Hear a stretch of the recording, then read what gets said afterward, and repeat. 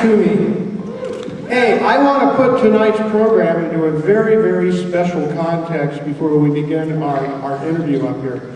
I want you to consider that 42 years ago, 42 years, many of you weren't even born yet, these two ladies in New York City, without any acting experience, were given roles in a brand new Gothic soap opera produced by Dan Curtis called Dark Shadows.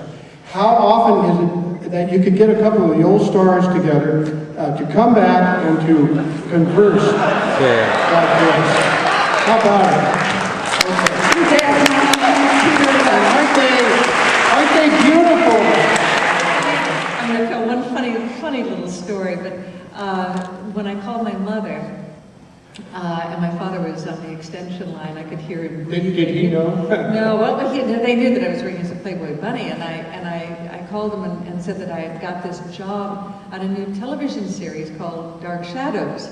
And my mother said, well, I've never heard of that. And I said, well, it's brand new. And she said, so you're going to give up your bunny job? And I said, well, yes. And she said, I wouldn't do that. You never know how long these shows last. I think my mother was the first person who ever said, don't give up your day job. I would like both of you to talk a little bit about the film we're about to see, The House of Dark Shadows, which actually was made before Night of Dark Shadows. So this is the film that both of you appear in, correct? No. No, I was in the one you just saw, and Kathryn's in the one you're about to see. I got it backwards. You know, I get it backwards all the time, too. I think House of Dark Shadows was a labor of love that I think Dan Curtis had in his mind for a long time. And Dark Shadows, as you know, because if you've read any of the books that I've published on Dark Shadows, it started out with Dan Curtis's dream about this girl who was on a train. And it was a dream he had when he was still in the army. And it became the very opening sequence of the television series. And I think he'd always had in mind that he wanted to make this into a film.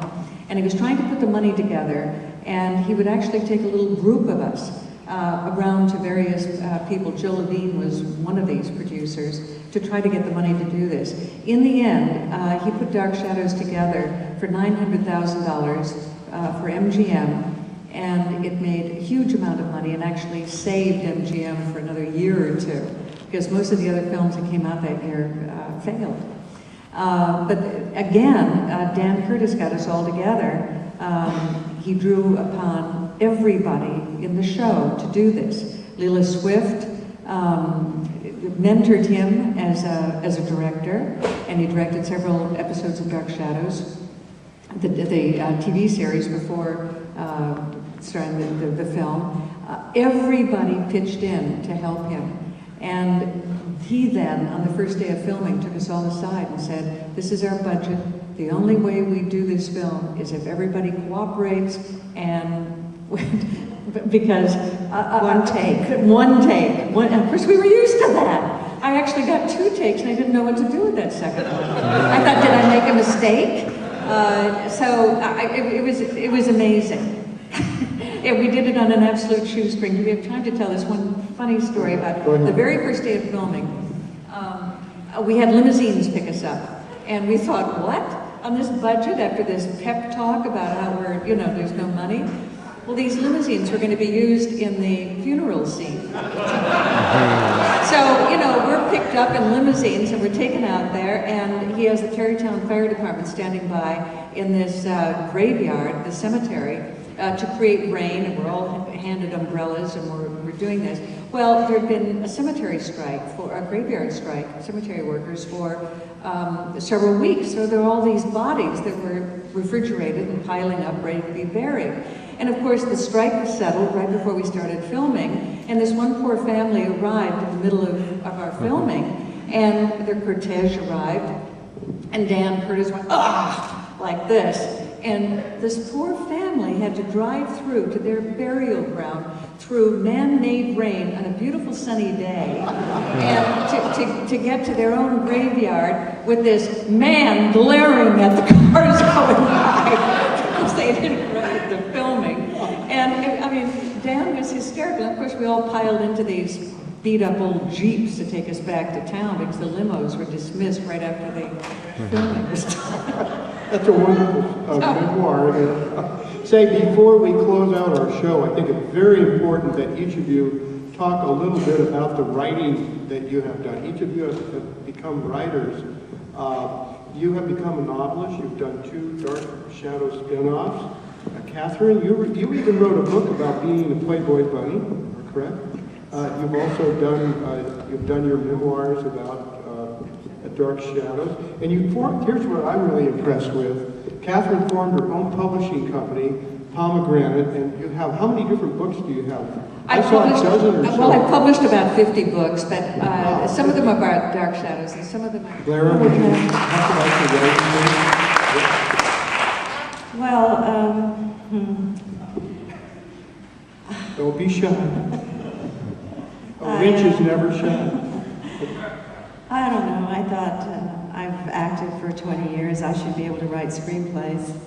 So I started writing screenplays and took a lot of screenplay writing classes and wrote 4 or 5 screenplays and didn't get any sold. And so HarperCollins decided to do the TV tie-in to Dark Shadows. And they came to me and they said, "You've done some writing, so maybe you'd like to write the first one, the first novel." And I thought, I have no idea how to write a novel. I don't know anything about writing, and I can't write a novel. And they said, "Just write something, and we've got real writers that will fix it." Because, You surprised yourself. Well, they thought it would be nice to have my name on it, Who's the Star Trek guy that writes all those Star Trek novels? William Shatner, yeah. Well, he doesn't. Just between you and me, he doesn't really write it. So, they seem to think this is a really good idea, but I was horrified that I would write something and someone would rewrite it.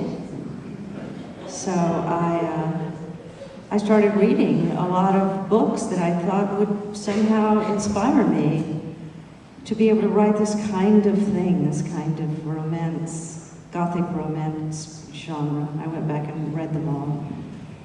And I started writing it. I couldn't believe it. 535 pages later, they published it. So I was pretty happy about that. And then they wanted to do another one.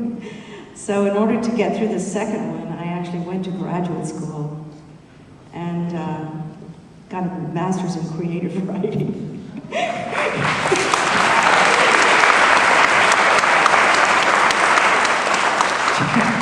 Just to get myself through it, and